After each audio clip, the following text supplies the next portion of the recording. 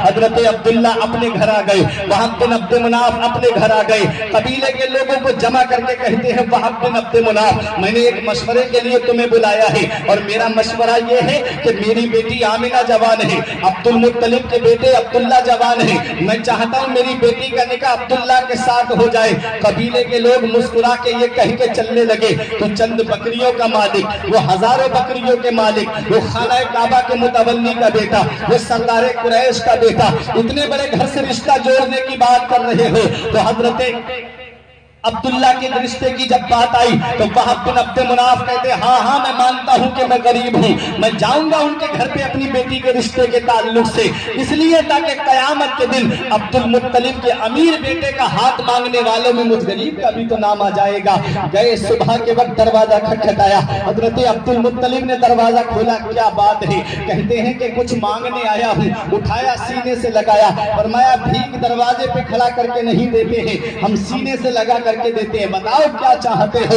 کہتے ہیں کہ میں یہ چاہتا ہوں کہ میری بیٹی جوان ہے اور آپ کے بیٹے عبداللہ جوان ہے، میں چاہتا ہوں میری بیٹی کا نکاح آپ کے بیٹے کے ساتھ ہو جائے۔ اب میں اپنے اصل موضوع کی طرف آ رہا ہوں، یہ میں نے تمہیداً چند تھوڑی منٹ کی گفتگو آپ کے سامنے کی۔ حضرت عبد المطلب نے جب اتنا سنا تو کہا کہ آپ اپنی بیٹی کا نام بتا سکتے ہو؟ تمہاری بیٹی کا نام کیا ہے؟ کہا میری بیٹی کا نام آمنہ ہے، اور کہا کہ آمنہ نام ہے؟ کہا ہاں۔ تو آپ نام پہ غور کرنے لگے، آمنہ امن سے بنا، جس کے معنی آتے چین دینے والی، جس کے معنی آتے سکون دینے والی، جس کے معنی آتے آرام پہنچانے والی۔ آپ نام پہ غور کرنے لگے، بہو کا نام آمنہ، بیٹے کا نام عبداللہ، ان سے جو بیٹا دنیا میں آئے گا وہ دنیا کو چین دیتا ہوا آئے گا، وہ دنیا کو سکون پہنچاتا ہوا آئے گا، وہ دنیا کو آرام پہنچاتا ہوا آئے گا۔ آپ نے فرمایا جاؤ مجھے یہ رشتہ منظور ہے۔ تاریخ طے ہو جاتی ہے، کون سے دن بارات آنی ہے، کتنے لوگ جانے ہیں، اللہ اکبر۔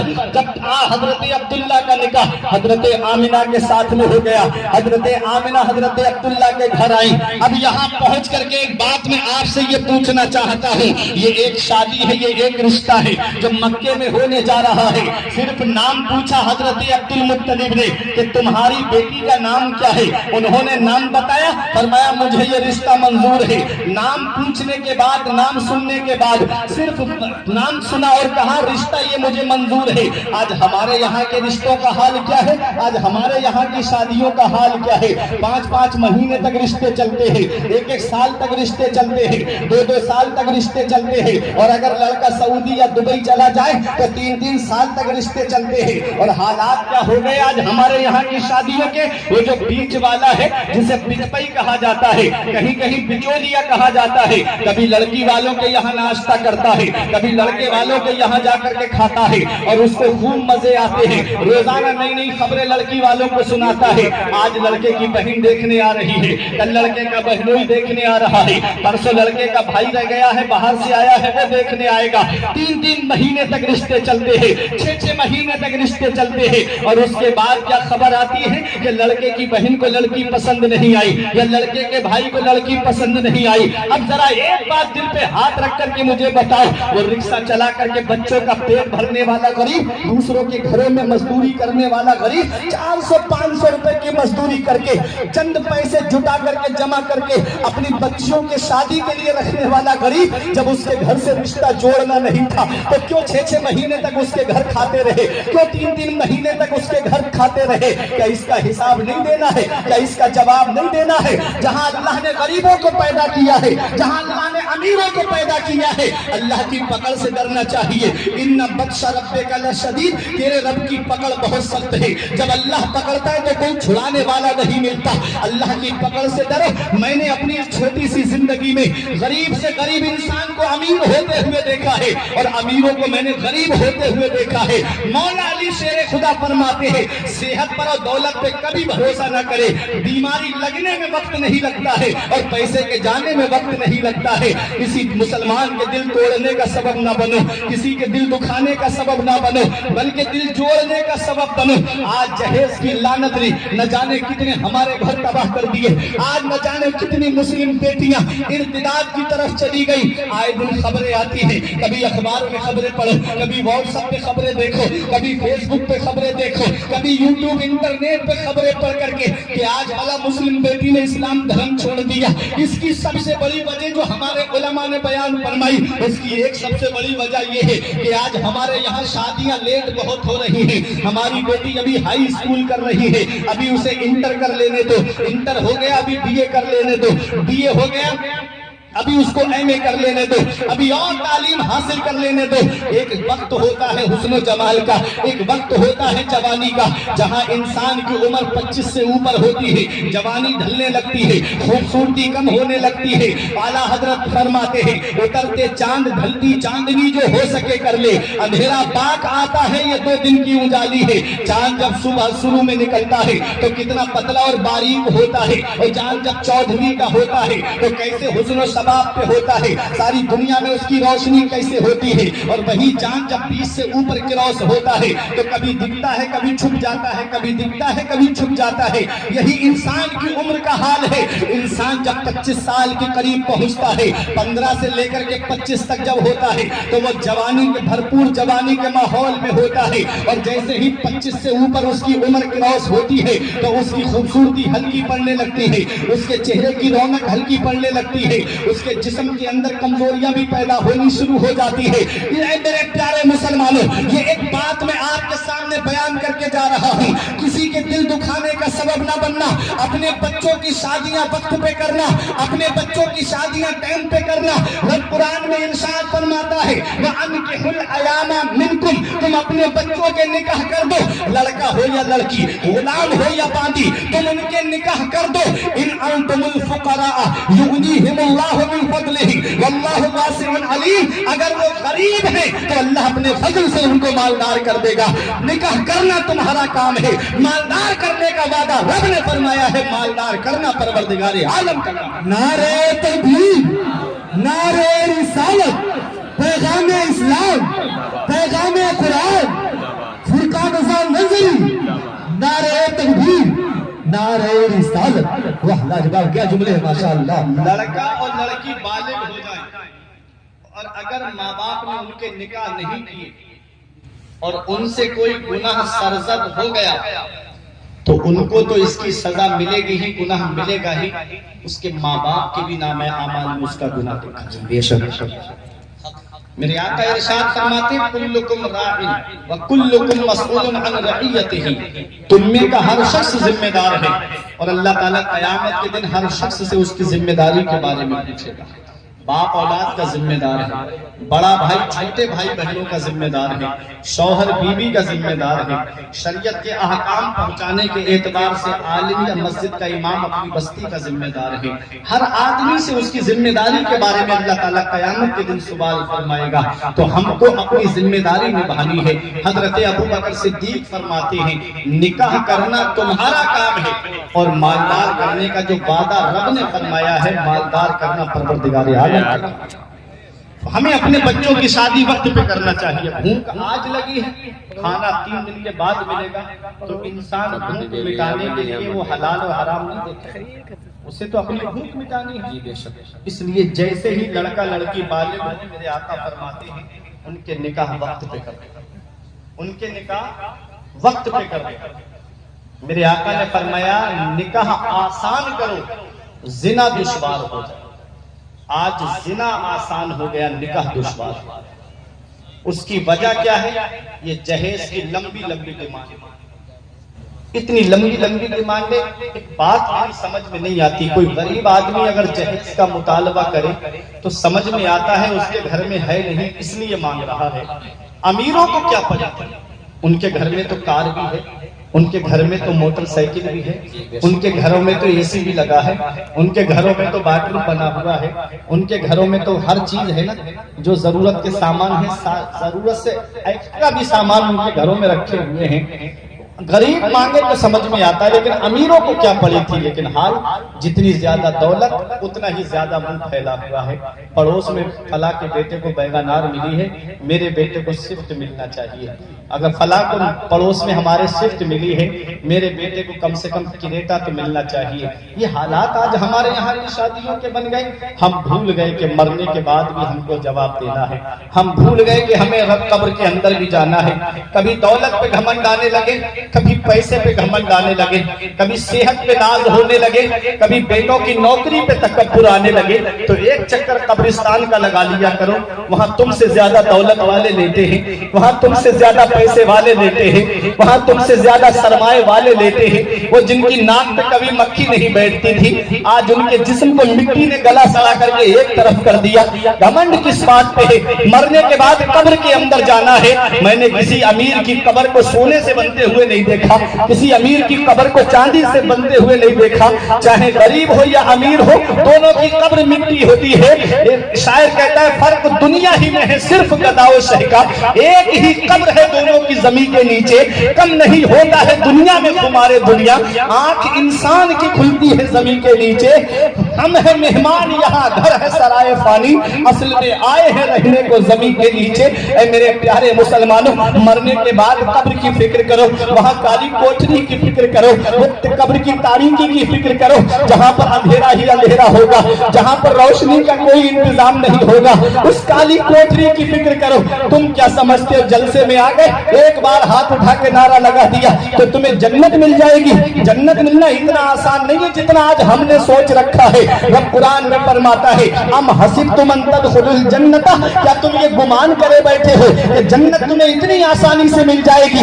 जन्नत मिलना इतना आसान नहीं है जितना आज हमने सोच रखा है। अगर जन्नत मिलना इतना आसान होता, अगर जन्नत मिलना इतना सहल होता तो अपने वक्त के उस्माने गनी को देखिए, जिन्हें दुनिया में जन्नती होने की बशारत मिली, जिन्हें दुनिया में जन्नती होने की खुशखबरी मिली, उनके जरा शाम को देखिए। मदीने वाले मुस्तफा की दो शहजादियां उनके निकाह में आई, उनको ज़ुन्नुरैन कहा जाता है। आज जिस कुरान की तुम तिलावत करते हो, इस कुरान को जमा करने वाले हजरत उस्माने गनी है, उनको जामिउल कुरान कहा जाता है। वो उस्माने गनी जब गज़वाए तबूक के मौके पे अपना माल राहे खुदा में खर्च किया तो नबी ने दस्ते मुबारक उठा के दुआ की, मौला आज के बाद अगर मेरा उस्मान नफल ना भी पड़े तो उससे कोई मुआखजा ना हो। वो हजरत उस्माने गनी जिनके लिए नबी फरमाते हैं अल्लाह मुझे 40 बेटियां देता और यके बाद दीगर उस्मान के निकाह में देनी पड़ती तो मैं उस्मान के निकाह में दे देता। वो हजरत उस्माने गनी जिनको दुनिया में जन्नती होने की बशारत मिली, जिनको दुनिया में जन्नती होने की खुशखबरी मिली।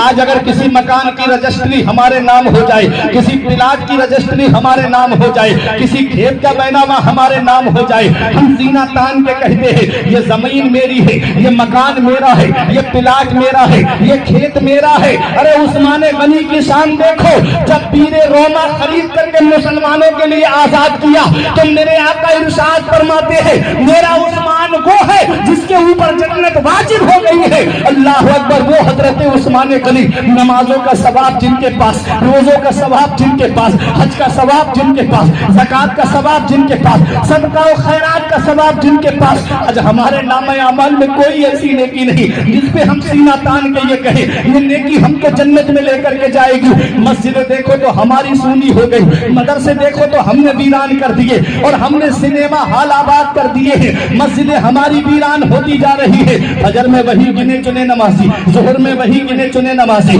असर में वही गिने चुने नमाजी, मगरिब और इशा में वही गिने चुने नमाजी। इंसान जोहर खेल कूद में गुजार रहा है, असर में लोग इधर उधर दुकानों पे बैठ करके वक्त गुजार रहे हैं, मगरिब को जो है लोग घर पे गुजार रहे हैं, ईशा में बिस्तर पे गुजार रहे हैं, फजर में बिस्तर पे पड़े पड़े सो रहे हैं। मेरे आका इरशाद फरमाते हैं मुनाफिकीन पे दो नमाजें बहुत भारी है, ईशा की और फजर की नमाज मुनाफिकीन पे भारी है। जरा दिन में हाथ रख करके जरा सोच के देखो, क्या हम ईशा की नमाज पढ़ने जा रहे हैं? क्या फजर की नमाज पढ़ने जा रहे हैं? अभी मैंगलोर के अंदर फजर की अजान पे पाबंदी लगा दी गई। जब मीडिया वालों ने पूछा क्यों फजर की अजान पे पाबंदी की बात कर रहे हो, तो एक जवाब दिया था 95% मुसलमान फजर की नमाज नहीं पढ़ता, अपने घरों में पड़े पड़े सोते रहते हैं और लाउड स्पीकर से अजान दे करके हमारी नींदें खराब की जा रही है। अल्लाह अकबर, काश तुम नमाज पढ़ते होते, काश तुम अल्लाह की इबादत करते होते। क्या समझते हो दुनिया में हमेशा रहने के लिए आए हो?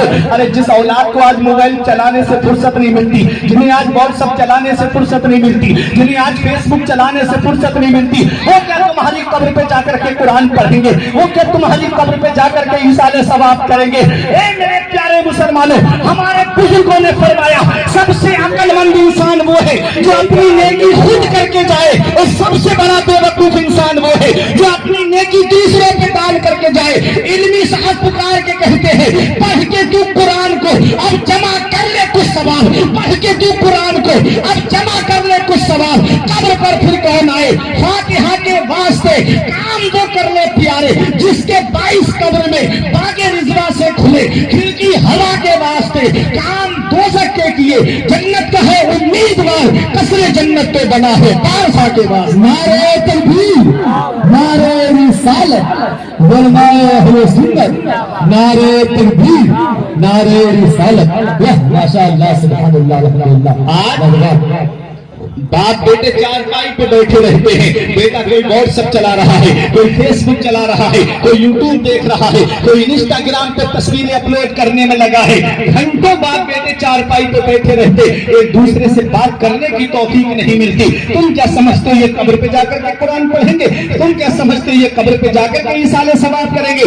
हाँ, मैं मानता हूँ वो औलाद कुरान की तिलावत करेगी जिसे तुमने मदरसों का रुख कराया होगा, जिसे तुमने अपनी दीनी तालीम सिखाई होगी, जिसे तुमने कुरान की तालीम दिलाई होगी, जिसे तुमने हदीस की तालीम दिलाई होगी। एक पैगाम लेकर के जाओ इस जलसे से, अगर तुम चाहते हो कि कब्र में तुम्हें आराम मिले तो अपनी औलाद को या तो आलिम बना के जाना या हाफिज बना करके जाना, क्योंकि औलाद जब आलिम या हाफिज होगी तो वो नमाज पढ़ के दुआ करेगी, रब्बना इग़फिरली वलिवालिदैया वलिलमुमिनीना यौमा यक़ूमुल हिसाब। और जब इधर जनाजा उठेगा तो औलाद बंटवारे की लड़ाई करती नजर नहीं आएगी, बल्कि सरहाने बैठ करके सूरह यासीन की तिलावत करती नजर। वाह वाह माशाअल्लाह, सुभानअल्लाह।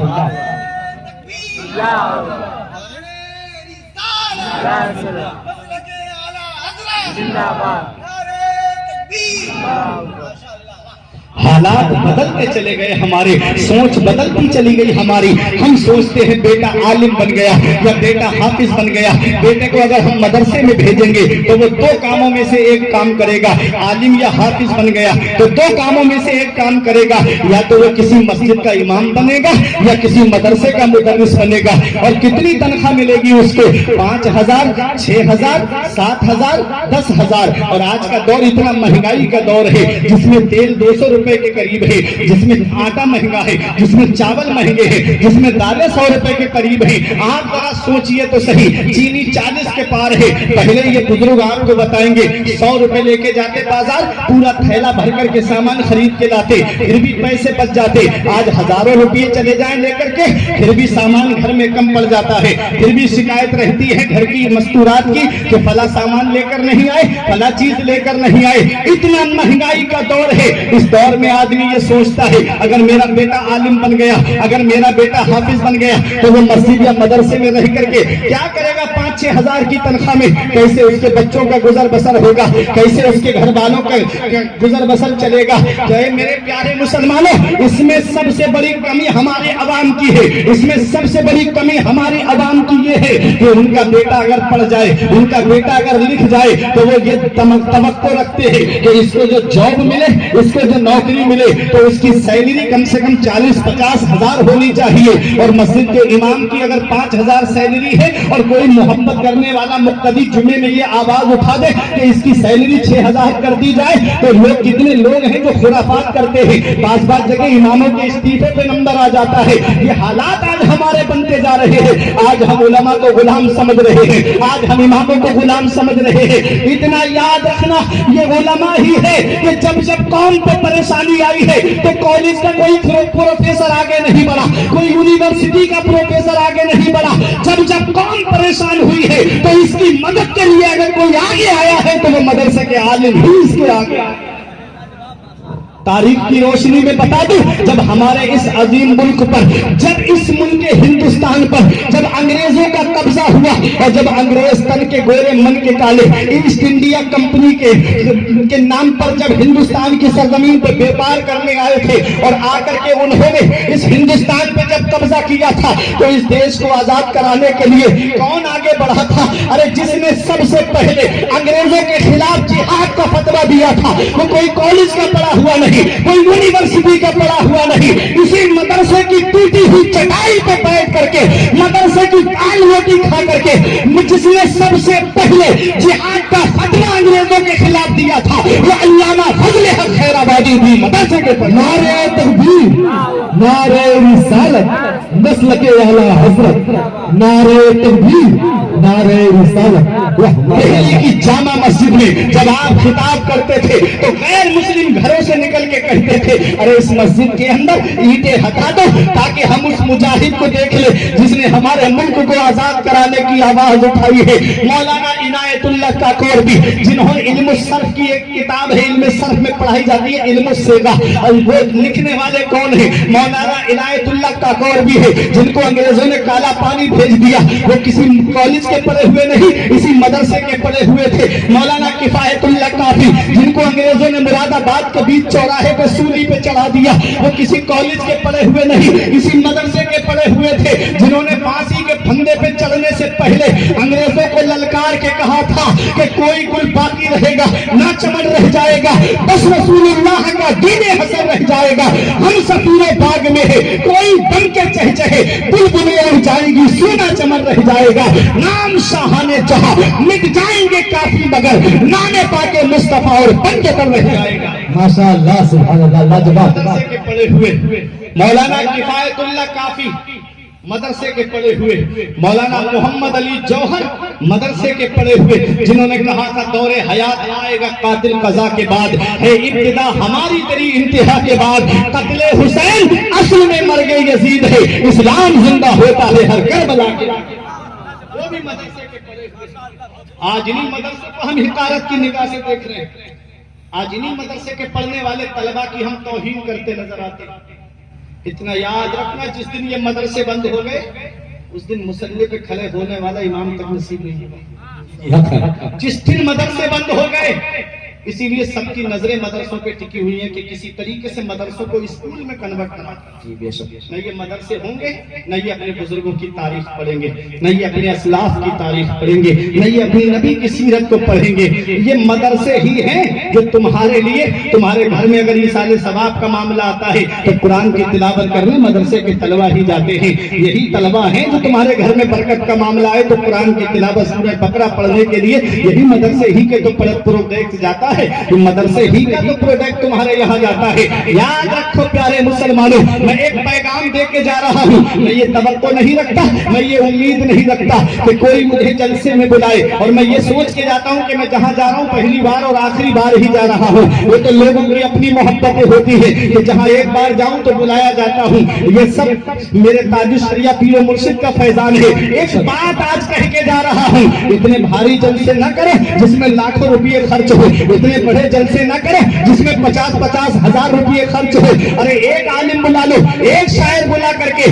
12 بجے سے پہلے پروگرام کو ختم کر دو تاکہ قوم کو میسج پہنچ جائے. اور زیادہ باہر سے نہیں, زیادہ پیسے خرچ نہ کرو جلسوں پر. ارے جو پیسے بچے ان کو اپنے مدرسوں میں لگا دو. اگر یہ مدرسے مضبوط ہو گئے تو تمہیں قوم کے عالم ملیں گے, اور اگر تمہارے پیسے سے ایک بچہ بھی حافظ قرآن بن گیا, تمہارے پیسے سے ایک بچہ بھی عالم دین بن گیا, تو جہاں جہاں وہ دین کی تبلیغ کرے گا قبر میں اللہ تعالیٰ اس کا ثواب تم کو عطا فرمائے گا. نعرہ تکبیر, نعرہ رسالت, مقام مدارس, نعرہ تکبیر, نعرہ رسالت. واہ ماشاء اللہ, لاجواب پیغام. ان مسلمانوں کے اوپر ابھی عید پر ایک فلم ریلیز ہوئی تھی, 3,000 کے ٹکٹ خرید کر کے مسلم نوجوان اتنی جلدی عید کی نماز پڑھی اور گاڑی پہ بیٹھے بولے فرسٹ شو دیکھنا ہے اس کا، فلم ہٹ کرانی ہے اس کی۔ یہ کس کی بات کر رہے ہیں؟ وہ جو تم کو پہچانتا تک، تم اس کی فلم ہٹ کرانے کی بات کرتے ہو جو تمہیں جانتا تک نہیں۔ تم اس کی فلم ہٹ کرانے کی بات کرتے ہو جو تم کو پہچانتا تک نہیں۔ کاش تم نے میرے نبی کی سیرت کو پڑھا ہوتا، کاش تم نے میرے نبی کی سیرت کو جانا ہوتا۔ وہ میرا نبی اس امت کے غم میں راتوں رات روتا، راتوں میں اٹھ کر کے آ کر روتے تھے، اللہ میری امت کا کیا ہوگا، اللہ میری امت میرے حوالے فرما دے، میری امت میرے حوالے فرما دے۔ میرا نبی جب اس دنیا میں تشریف لایا تو میرے آقا نے دعا کی، رب حبلی امتی، اللہ میری امت میرے حوالے فرما دے۔ جب آقا معراج کو تشریف لے گئے تو آپ نے براق پہ بیٹھنے سے پہلے توقف فرمایا۔ جبرائیل علیہ السلام نے عرض کیا، آقا آج تو جلدی چلنا چاہیے، آج اپنے رب کا دیدار کرنے جا رہے ہیں۔ تو میرے آقا نے فرمایا، جبرائیل آج میری سواری کے لیے براق جیسی عظیم سواری پیش کی گئی ہے، کل جب میری امت پل صراط سے گزر رہی ہوگی تو ان کے لیے کون سی سواری ہوگی؟ پل صراط کی حقیقت میں جانتا ہوں، وَإِن مِنكُمْ إِلَّا وَارِدُهَا، کوئی ایسا نہیں ہے جس کا گزر پل صراط سے نہ ہو۔ پل صراط بال سے زیادہ باریک ہے، تلوار سے زیادہ تیز ہے، اور ہر ایک کو اس سے گزرنا ہے، اور نیچے اس کے جہنم ہے۔ جبرائیل میری امت پل صراط سے کیسے گزرے گی؟ تو جبرائیل علیہ السلام نے کہا، آقا آپ امت کے بارے میں فکر مت کیجیے، جب آپ کی امت پل صراط سے گزر رہی ہوگی تو میں اپنے نورانی پروں کو بچھا دوں گا اور آپ کی امت میرے پروں پر سے آسانی کے ساتھ گزر جائے گی۔ اعلیٰ حضرت پکار اٹھے، پل سے اتارو راہ گزر کو خبر نہ ہو، پل سے اتارو راہ گزر کو خبر نہ ہو، جبریل پر بچھائیں تو پر کو خبر نہ ہو، اہل صراط روح امی کو خبر کرے، جاتی ہے امت نبوی فرش پر کرے۔ اللہ اکبر، وہ ہے میرے آقا جب رب کے قرب خاص میں پہنچے تو ہم گناہ گاروں کو نہیں بھولے، وہاں بھی ہم کو یاد رکھا۔ جب میرے آقا اس دنیا سے تشریف لے گئے، دنیا ظاہری سے، تو آپ کے مبارک لب ہل رہے تھے قبر انور میں، آپ کے مبارک ہونٹ ہل رہے تھے قبر انور میں۔ صحابہ سوچنے لگے اس وقت آقا کس کو یاد کر رہے ہوں گے؟ حضرت فضل بن عباس قبر انور میں اترے اور کان لگا کے سنا اور فرماتے ہیں، لوگوں اس وقت میرے آقا اپنی گناہگار امت کو یاد کر۔ آج یہ امت گانوں میں مست ہو گئی، آج یہ میری قوم کے نوجوان فلموں میں مست ہو گئے، 2.5 گھنٹے کی فلمیں بیٹھ کے دیکھ رہے ہیں، گھنٹوں بیٹھ کر کے چیٹنگ کرتے رہیں گے واٹس ایپ پر، اور کبھی دل میں یہ خیال نہیں آتا کہ آج مسجد میں بیٹھ کر کے 100 مرتبہ نبی پہ درود شریف پڑھیں۔ کبھی دل میں یہ خیال نہیں آتا 10-15 لوگوں کا پریوار ہمارے گھر میں، کبھی دل میں یہ خیال نہیں آتا کہ آج سب لوگ فجر میں اٹھیں اور فجر کے بعد نبی پہ نازل ہوا قرآن اس کی تلاوت کر لیں۔ وہی ہر وقت ہمارے گھروں میں فلموں کی باتیں، وہی ہر وقت ہمارے گھر میں الیکشن کی باتیں، وہی ہمارے گھر میں ہر وقت جو ہے وہ نیوز کی باتیں۔ اس طرح کے حالات آج ہمارے گھروں کے بن گئے۔ ہم کون سا منہ لے کے جائیں گے محبوب داور کے سامنے؟ ہم کون سا چہرہ لے کے جائیں گے شافع محشر کے سامنے؟ میرے اعلیٰ حضرت پکار کے کہتے ہیں، ان کو رحم آئے تو آئے، ورنہ وہ کڑی مار ہے کیا ہونا ہے، چھپ کے لوگوں سے کیے جس کے گناہ، وہ خبردار ہے کیا ہونا ہے، کل تو دیدار کا دن ہے اور یہاں آنکھ بیکار ہے کیا ہونا ہے۔ اے نوجوانوں، کل تو اپنے نبی کا دیدار کرنا ہے، کل مولا علی کا دیدار کرنا ہے، کل صحابہ کا دیدار کرنا ہے، کل غوث اعظم کا دیدار کرنا ہے، کل غریب نواز کا دیدار کرنا ہے، کل اعلیٰ حضرت کا دیدار کرنا ہے۔ یہ آنکھیں فلمیں دیکھ کر اس لائق نہیں رہی، یہ آنکھیں گانے دیکھ کر کے یہ اس لائق نہیں رہی کہ وہاں جا کر کے اپنے نبی سے ہم آنکھیں ملا سکیں، اپنے نبی کا دیدار کر سکیں۔ اسی کو اعلیٰ حضرت کہتے ہیں، کل تو دیدار کا دن ہے اور یہاں آنکھ بیکار ہے کیا ہونا ہے، ہائے بگڑی تو کہاں آ کر ناؤ عین مجدھار ہے کیا ہونا ہے۔ اپنے نبی سے سچی محبت کرو، اپنے نبی سے سچا پیار کرو، اپنے نبی سے سچا عشق رکھو، کیونکہ وہ ممبئی کے آوارہ تم کو پہچانتے تک نہیں۔ اور میرے آقا حضور صلی اللہ علیہ وسلم ارشاد فرماتے ہیں، میرا کوئی بھی امتی دنیا کے کسی بھی کونے سے مجھ پر درود پڑھتا ہے تو میں اس کو بھی جانتا ہوں، میں اس کے باپ دادا کے نام کو بھی جانتا ہوں۔